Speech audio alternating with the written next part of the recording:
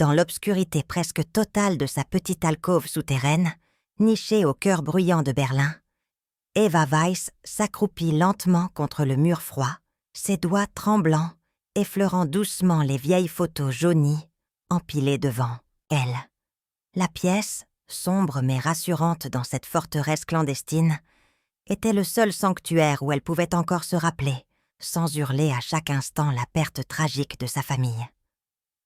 Elle fixa intensément les visages crispés, les yeux embués de souvenirs douloureux, et murmura d'une voix à peine audible. « Ils ne reviendront jamais. Mais cette fois, ce sera la fin pour eux. » La pièce était emplie d'un parfum de cire, de poussière et d'espoir mêlés, tandis qu'au-dessus, dans la rue pavée, le bruit sourd de pas lourds résonnait. La cadence brutale des soldats nazis, leurs bottes qui martelaient comme le pavé, semblait rythmer le battement de son cœur. Eva, ses traits fins marqués par la fatigue, resta immobile, ses yeux fixant le plafond, comme si chaque pas au-dessus d'elle marquait aussi un pas vers sa propre justice. Elle se redressa lentement, son souffle court, et en se passant une main sur le visage, murmura « Bientôt, ils paieront pour tout ce qu'ils ont fait. » Sa respiration se fit plus profonde, ses muscles tendus comme une corde prête à céder. La silhouette fragile mais déterminée d'Eva se détachait à peine dans la pénombre, mais son esprit était une tempête de plans, de stratégie et de colère contenue. Elle savait que chaque seconde qui passait l'éloignait un peu plus de l'oubli, mais aussi de la peur. La vengeance, pensa-t-elle, n'était pas une simple nécessité. C'était une obligation morale, une justice qu'elle devait rendre, pour ses proches, pour tous ceux qui n'avaient alors pas eu la chance de se battre. Elle se redressa, attrapa un petit sac en toile dissimulé sous la table et y glissa des objets précieux. Une vieille citation de littérature qu'elle avait toujours chérie, un petit couteau affûté et un plan esquissé dans un cahier, chiffonné. Son regard se durcit et ses lèvres murmurèrent « Ce soir, tout changera ». La tension dans l'air était palpable, et dans cette minuscule alcôve, entre la poussière et la peur, se tissait silencieusement la promesse d'un acte qui allait faire trembler Berlin tout entière. Son cœur battait à tout rompre, mêlé à l'écho lointain des pas des soldats, comme autant de murmures du destin. Eva Weiss, cachée dans l'ombre, se préparait à devenir l'incarnation de la justice révoltée, prête à défier l'ordre de l'oppression, même si chaque mouvement pouvait lui être fatal. Dans cette nuit glacée, seule face à ses démons, elle savait qu'elle n'avait plus rien à perdre, sauf peut-être l'ultime espoir de voir enfin se faire justice. Elle observa à travers d'une fine fissure la rue glacée, déserte sous l'éclat blafard de la lune. Un soupir se fige dans l'air lourd, tandis que ses yeux fixent la silhouette encapuchonnée qui s'affaire sur le trottoir opposé. La figure, enveloppée dans un manteau usé mais solide, tend un paquet soigneusement emballé dans un geste précis, presque cérémonial. La silhouette murmure, d'une voix rauque mais déterminée. « C'est pour toi. Ne traîne pas. » La jeune femme, Eva, se recule légèrement dans l'ombre, le cœur battant à tout rompre. Son regard se fixe sur cet échange discret, mais chargé de sens, comme si chaque geste, chaque mot, pouvait déclencher le déchaînement de toute une machinerie clandestine. Elle serre les poings, incapable de détacher ses yeux de cette scène, consciente que cette livraison marque un tournant crucial dans son plan de vengeance. La tension monte, palpable, dans ses muscles tendus. Elle sait que derrière le colis pourrait se cacher une arme, une information, un symbole précieux pour la résistance. Son esprit s'emballe, envisageant tous les scénarios. L'officiel, l'agent double, le traître, tout pourrait basculer en une seconde. Elle se remémore les mots de son mentor, un vieux résistant. La patience est une arme autant que le feu. Mais dans cette nuit glacée, chaque seconde d'attente semble une éternité. Elle respire profondément, puis, d'un mouvement précis, elle sort de sa cachette, prête à agir. Son regard se pose à nouveau sur la silhouette, devinant dans sa démarche une urgence mêlée de défis. Son ventre se noue entre l'espoir d'un coup décisif et la crainte que tout s'effondre, avant même d'avoir commencé. Elle sait que cette nuit pourrait tout changer, que cette livraison pourrait être la clé de la libération ou le prélude à sa propre chute. Lentement, elle tend la main vers le petit sac en toile qu'elle a dissimulé sous sa veste. Son souffle se mêlant au vent glacé. Chaque geste est précis, réfléchi. Son regard se durcit, déterminé. « Ce soir, tout changera », murmure-t-elle pour elle-même, comme un serment silencieux face à l'obscurité. La rue reste silencieuse, presque spectatrice de cet instant suspendu dans le temps, où la promesse de justice se joue dans le frisson d'un souffle, dans le frisson d'un cœur qui bat à tout rompre. Eva, le cœur battant à tout rompre, ajustait nerveusement le col de sa robe de servante, un tissu fin et sombre qui dissimulait à moitié sa silhouette fragile, mais déterminée. Son reflet dans la glace craquelée de la vieille commode lui renvoyait une image floue, celle d'une femme que la peur et la colère avaient façonnée en une ombre silencieuse. Elle savait que chaque détail comptait. Le subtil mélange de sobriété et d'élégance, la neutralité affichée dans ses yeux, ainsi que la façade impassible qu'elle devait maintenir pour ne pas éveiller les soupçons.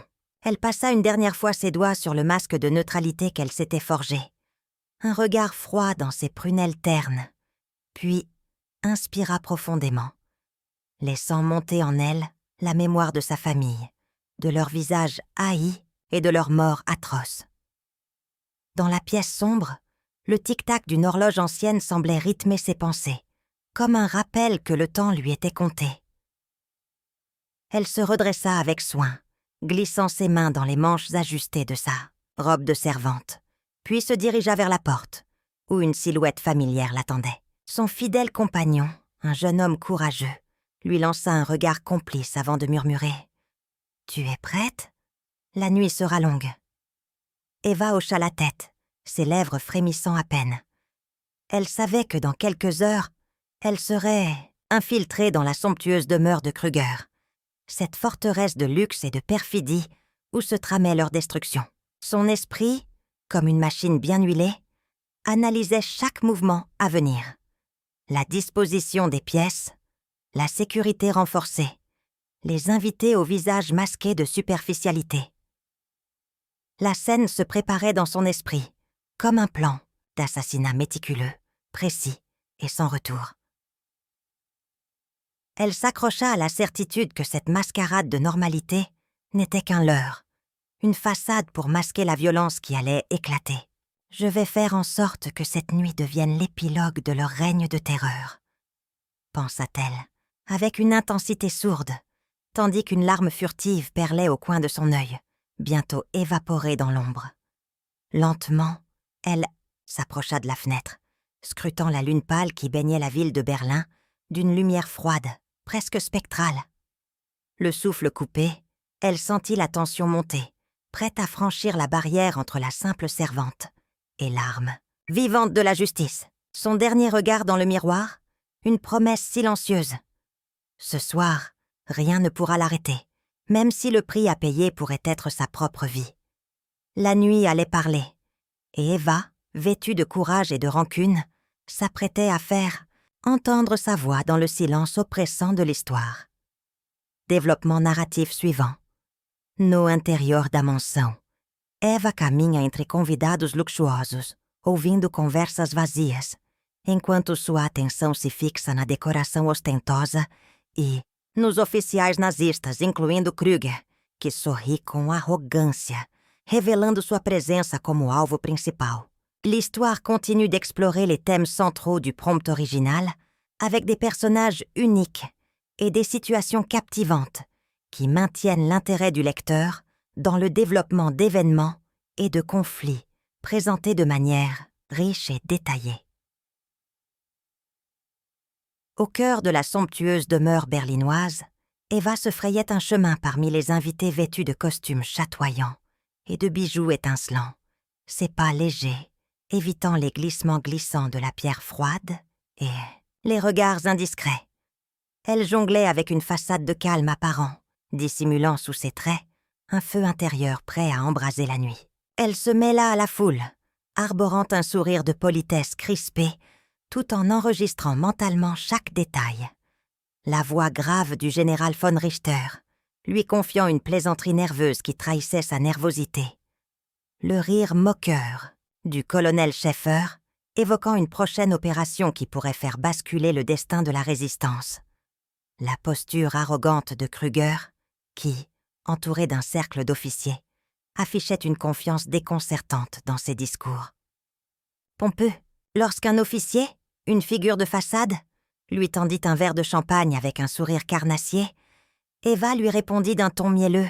« Merci, monseigneur. La fête est magnifique, n'est-ce pas ?» Son regard glissa subtilement vers Kruger, dont la voix s'éleva dans un éclat de rire strident, vantant la grandeur de l'Allemagne et la supériorité aryenne. La jeune femme sentit son cœur s'accélérer. Mais elle garda son masque de douceur, laissant échapper une phrase anodine. La beauté de cette soirée contraste douloureusement avec la tristesse qui plane sur notre peuple. Elle savait que chaque mot, chaque expression pouvait devenir un indice précieux pour la suite de son plan. Elle observait aussi la manière dont Kruger, tout en répondant à ses collègues, vérifiait de temps en temps, du regard, si ses subordonnés étaient bâtonnes bien à leur place, s'il n'y avait pas de danger imminent. Eva, tout en continuant à converser superficiellement, enregistrait chaque geste, chaque micro-expression, chaque habitude révélatrice. Elle savait que sa mission exigeait une patience extrême. Chaque sourire, chaque clin d'œil pouvait révéler un point faible ou une opportunité pour agir. À un moment précis, elle s'approcha d'un groupe où un officier racontait en riant une anecdote sur une opération passée, sa voix vibrante de prétendue camaraderie. Eva acquiesça, feignant l'intérêt, mais dans ses yeux brûlait une détermination froide. Ce n'était qu'une façade. Son oreille attentive capta un murmure discret, un signal que la sécurité était renforcée dans certains endroits stratégiques, mais qu'une faille subsistait dans le système d'infiltration. Elle se permit même d'intervenir avec un sourire entendu lorsque l'un des officiers évoqua la discipline stricte de Kruger, soulignant une faiblesse psychologique qu'elle pourrait exploiter plus tard. Dans cette danse de duplicité, chaque geste devenait une pièce du puzzle qu'elle assemblait avec minutie. La nuit avançait rapidement, et Eva savait que chaque instant qui s'écoulait la rapprochait du moment décisif où ses manipulations, ses observations et ses stratagèmes allaient converger en une opération à la fois audacieuse et désespérée. Le luxe ostentatoire, les rires forcés, la tension palpable dans l'air, tout concourait à faire de cette soirée une scène où la vie d'innocent se jouait en silence, tandis qu'elle préparait la scène finale de sa vengeance. Son regard s'attarda un instant sur Kruger, ses traits impassibles dissimulant une âme glacée, et elle pensa « Ce soir, tout changera ». Sa respiration se fit plus profonde, son cœur battant au rythme de ses pensées. Elle savait que, dans cette mascarade de fête, chaque détail comptait, et que, lorsque l'heure serait venue, elle aurait à sa disposition tout son courage, sa ruse et sa détermination pour faire éclater la justice qu'elle portait en elle, coûte que coûte. Développement narratif suivant. Eva encontra ce contato na resistência, que lhe entrega dispositivo clandestino de hacking, explicando a importância de desativar temporariamente o sistema de segurança da sala onde os oficiais se reúnem, enquanto ela ouve atentamente cada détail técnico. L'histoire continue d'explorer les thèmes centraux du prompt original, avec des personnages uniques et des situations captivantes qui maintiennent l'intérêt du lecteur dans le développement d'événements et de conflits présentés de manière riche et détaillée. Dans un silence lourd, Eva sentit son cœur battre plus fort, comme si chaque pulsation marquait le courage ultime qu'elle devait puiser. La pièce où elle se trouvait, dissimulée derrière un mur de tenture sombre, vibrait du brouhaha feutré des invités, Mais pour elle, seule comptait la voix intérieure qui lui dictait sa nouvelle stratégie. Elle savait que tuer simplement pour venger n'était pas suffisant cette fois. Il fallait frapper là où ça faisait mal, en s'attaquant aux failles intimes de ses cibles, en exploitant leurs vulnérabilités psychologiques et personnelles, pour leur infliger la plus profonde des humiliations. Elle s'accroupit, ses doigts effleurant discrètement la petite bombe à retardement qu'elle avait préparée. Un dispositif de piratage clandestin, relié à l'un des ordinateurs portables volés sur la table du maître de cérémonie. Son regard scruta la salle opulente, où brillaient des lustres de cristal et où des uniformes noirs et gris s'étiraient entre des conversations mondaines. Elle se remémora les détails qu'elle avait engrangés dans ses rencontres avec eux, chaque mot, chaque geste, chaque faiblesse révélée lors de leurs échanges. « Je vais leur faire payer chaque larme versée, chaque cri oublié », murmura-t-elle, serrant dans sa main tremblante une petite pierre qu'elle considérait comme un symbole de sa détermination. Son souffle se fit plus calme, ses pensées s'entrelaçant comme un fil d'acier. Elle savait que sa vengeance devait être stratégique et précise. Lorsqu'un officier, un homme à l'air impassible mais aux yeux trahissant une nervosité sous-jacente, passa à côté d'elle, elle sentit la chaleur de sa peur latente. Elle se recula derrière un pilier, se rappelant que chaque détail comptait, que chaque regard, chaque parole pouvait être son dernier indice. « Tu crois que tout cela te protège, Kruger ?» pensa-t-elle en fixant son visage impassible, comme si ses yeux pouvaient lui transmettre une dernière révélation. La tension montait, palpable, dans cette pièce où la superficialité masque la violence. Elle respira profondément, se préparant à faire un pas décisif.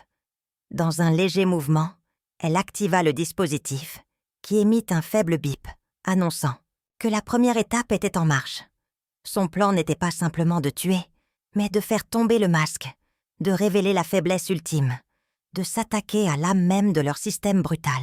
À cet instant précis, Eva comprit que son acte serait plus qu'une vengeance. Ce serait une déclaration, une inversion de pouvoir, une déchirure dans l'illusion d'un ordre qu'elle voulait faire s'effondrer. Elle fixa une dernière fois l'officier à proximité, ses yeux brillants d'une détermination farouche. « Ce soir, tout changera, » pensa-t-elle, et personne ne pourra plus nier la vérité derrière cette façade de puissance.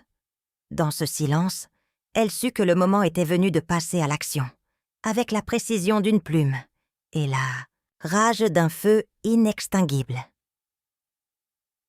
Développement narratif suivant. Ella se disfarça de garçonete, circulando entre os convidados, ouvindo conversas suspeitas, enquanto insere discretamente pequenas notas com citações clandestinas escondidas em sua roupa, simbolisando sua luta interna e suas motivações literárias. L'histoire continue d'explorer les thèmes centraux du prompt original, avec des personnages uniques et des situations captivantes qui maintiennent l'intérêt du lecteur dans le développement d'événements et de conflits présentés de manière riche et détaillée. Développement narratif suivant. Uma conversa suspeita entre dois oficiais revela detalhes sobre a rotina de Kruger, permitindo que Eva planeje um ataque coordenado, usando seus pontos fracos, enquanto mantém a compostura. Diante de suas ameaças veladas, l'histoire continue d'explorer les thèmes centraux du prompt original, avec des personnages uniques et des situations captivantes qui maintiennent l'intérêt du lecteur dans le développement d'événements et de conflits présentés de manière riche et détaillée. Développement narratif suivant. Eva aproveita momento de distração de Kruger para se aproximar dele com uma taça de vinho, iniciando uma conversa manipuladora na qual ela dissimula sua verdadeira identidade, plantando a semente de desconfiança. L'histoire continue d'explorer les thèmes centraux du prompt original, avec des personnages uniques et des situations captivantes qui maintiennent l'intérêt du lecteur dans le développement d'événements et de conflits présentés de manière riche et détaillée. Au moment où l'attention de Kruger est détournée par une conversation superficielle avec un officier inférieur, Eva saisit l'opportunité parfaite.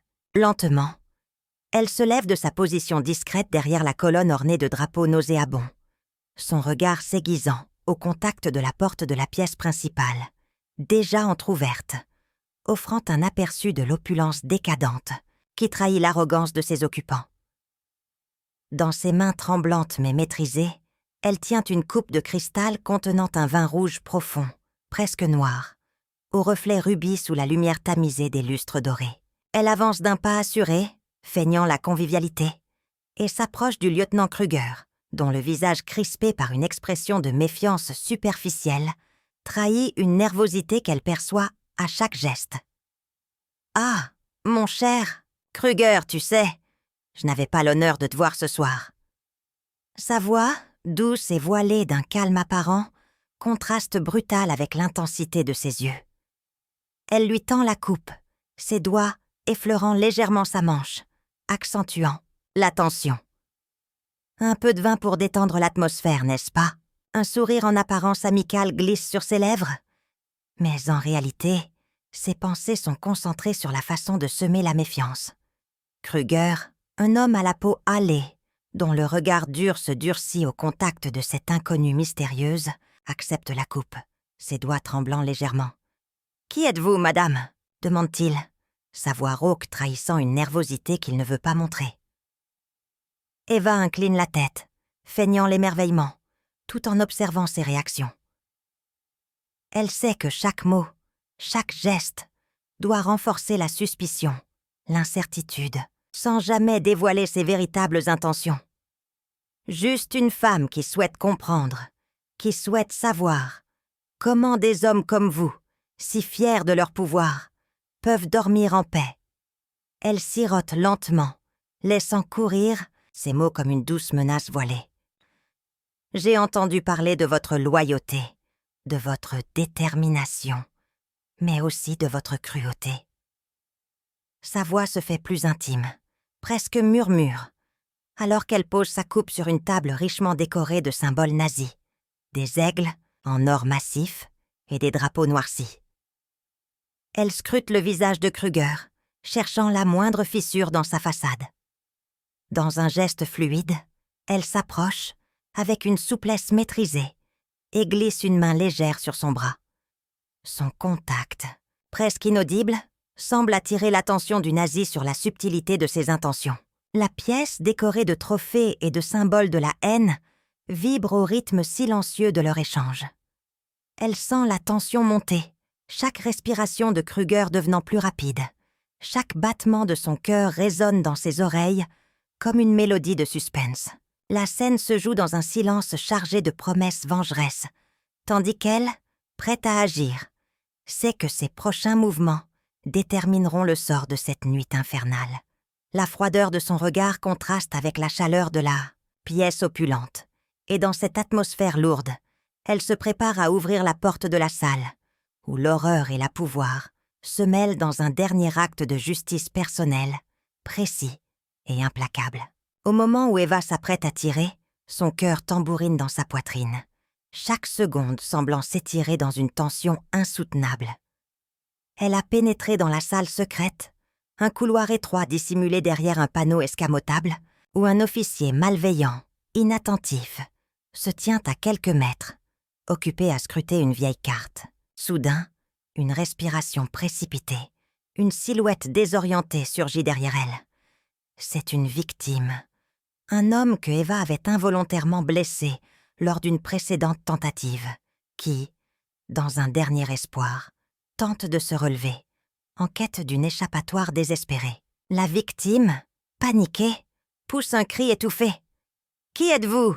Que faites-vous ici ?» L'alerte est immédiate. Un officier, alerté par le bruit, se retourne, ses yeux s'écarquillant en découvrant la scène. « Qui va là ?» rugit-il, brandissant sa lampe torche. La panique d'Eva devient viscérale. Elle sait que la moindre erreur pourrait lui coûter la vie ou faire échouer tout son plan. Rapidement, sans hésiter, elle plie son visage, change de posture et, dans un mouvement fluide, Elle s'empare d'un vieux manteau abandonné dans un coin, enroulant sa chevelure en désordre pour dissimuler ses traits. Elle grimpe agilement une étagère, se faufile derrière une armoire, puis se glisse dans un placard dissimulé dans le mur. Dans un souffle pressé, elle murmure pour elle-même. Pas une voix, pas un bruit. Lorsque l'officier s'approche, du corps inerte, il se penche, lève la lampe, et dans un souffle, il dit « Qu'est-ce que… » Mais Eva, profitant de l'obscurité, se glisse silencieusement à l'extérieur, évitant le regard suspicieux du soldat. Elle entend sa voix, affirmant dans un murmure colérique « Rien d'anormal ici », alors qu'elle referme la porte derrière elle, en une étreinte de silence. Son souffle est court, ses mains tremblantes, mais elle sait qu'elle doit continuer, qu'elle ne peut pas se permettre d'être détectée maintenant. La victime, à moitié étourdie, se recroqueville dans l'ombre, tandis qu'Eva, vêtue d'un déguisement improvisé, disparaît dans le dédale de Berlin, laissant derrière elle une scène d'alerte imminente. La tension est à son comble. Chaque pas, chaque geste doit être précis, car la moindre erreur pourrait faire basculer toute cette nuit de vengeance dans le chaos total. Et dans ce brouillard d'état d'âme, Eva déploie toute sa détermination, consciente que le moindre détail pourrait être la clé de la survie ou de la chute. Développement narratif suivant. A festa se transforma en un cenário de pânico e confusão, com sirenes e gritos, enquanto Eva, ferida e desesperada, busca refúgio em uma passagem secreta que ela antecipou, deixando para trás uma cena de destruição. L'histoire continue d'explorer les thèmes centraux du prompt original, avec des personnages uniques et des situations captivantes qui maintiennent l'intérêt du lecteur dans le développement d'événements et de conflits, présentés de manière riche et détaillée. Développement narratif suivant.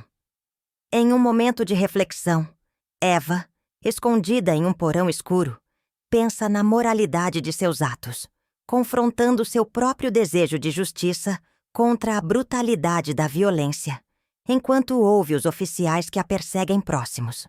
L'histoire continue d'explorer les thèmes centraux du prompt original, avec des personnages uniques et des situations captivantes qui maintiennent l'intérêt du lecteur dans le développement d'événements et de conflits, présentés de manière riche et détaillée. Développement narratif suivant. Decidida a confrontar Kruger, Eva se arma com uma corda escondida, planejando uma última armadilha física e psicológica, enquanto se prepara para invadir o escritório dele, localizado no coração da mansão. L'histoire continue d'explorer les thèmes centraux du prompt original, avec des personnages uniques et des situations captivantes qui maintiennent l'intérêt du lecteur dans le développement d'événements et de conflits, présentés de manière riche et détaillée. Développement narratif suivant. Eva enfrenta Kruger numa sala repleta de livros e símbolos literários, usando referências escondidas em suas palavras para desestabilizar sua autoridade, enquanto a tensão entre eles cresce, culminando em um duelo psicológico.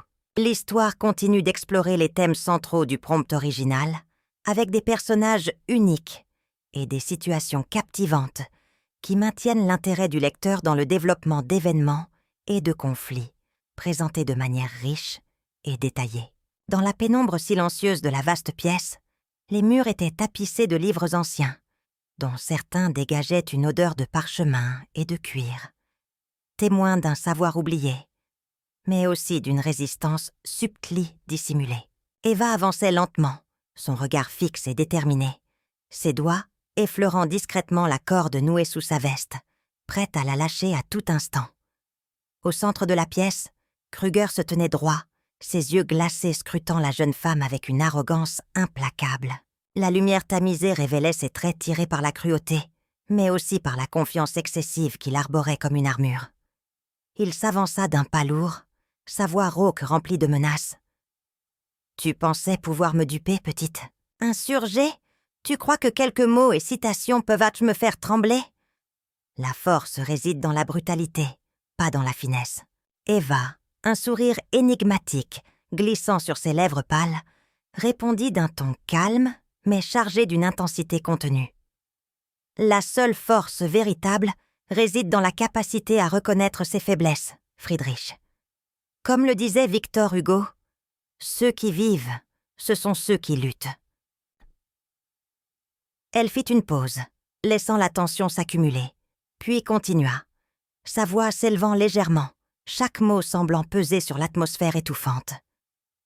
La véritable puissance, c'est de ne pas céder à la barbarie, même face à la menace.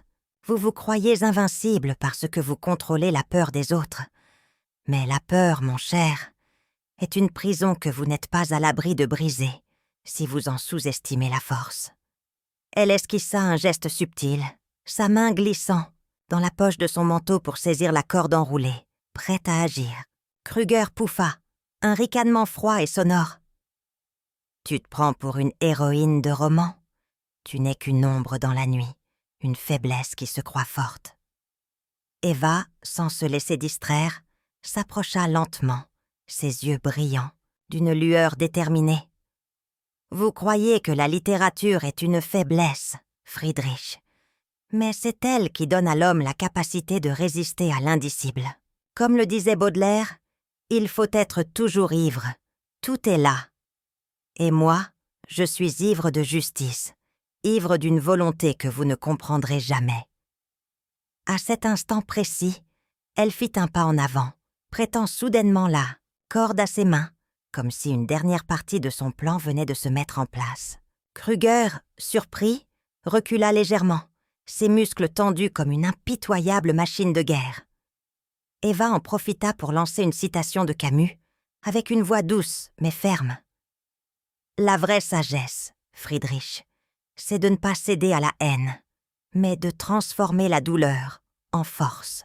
C'est cela, le véritable pouvoir. » La lumière vacilla. La pièce se fit plus lourde de sens, chaque mot devenant une arme, chaque silence une menace. La confrontation mentale atteignit son paroxysme, tandis qu'au fond de ses yeux, Eva savait qu'elle venait de faire basculer la balance, que ces mots, comme des flèches invisibles, avaient déstabilisé l'orgueil de son oppresseur. La lutte n'était plus uniquement physique, elle était devenue un duel intellectuel, où la puissance de la parole et de la pensée surpassait la brutalité brute. Un frisson parcourut la pièce, annonciateur d'un tournant décisif, où la littérature, la mémoire et la ruse triomphaient de la barbarie implacable. Le silence pesait lourd dans l'air lourd de la pièce clandestine, où le choc des corps et des idées s'entremêlait dans une tension presque palpable. Eva, le souffle court, se tenait devant Kruger, dont les yeux écarquillés reflétaient un mélange de stupeur, de fureur et de défi. La corde qu'elle tenait fermement dans sa main tremblait légèrement, comme un symbole fragile, mais définitif, de sa justice personnelle. Son regard, dur mais empreint d'une gravité presque sacrée, plongea dans celui de l'officier, qui, pour la première fois, percevait la détermination d'une femme qui n'avait plus rien à perdre. « Tu pensais que ton système te protégerait toujours, Kruger ?» murmura-t-elle, sa voix tremblante mais claire. « Mais voilà, la vengeance ne connaît pas de loi, ni de frontières. » Sans cesser de fixer l'homme, elle se rapprocha lentement, sa respiration se faisant plus profonde, plus contrôlée.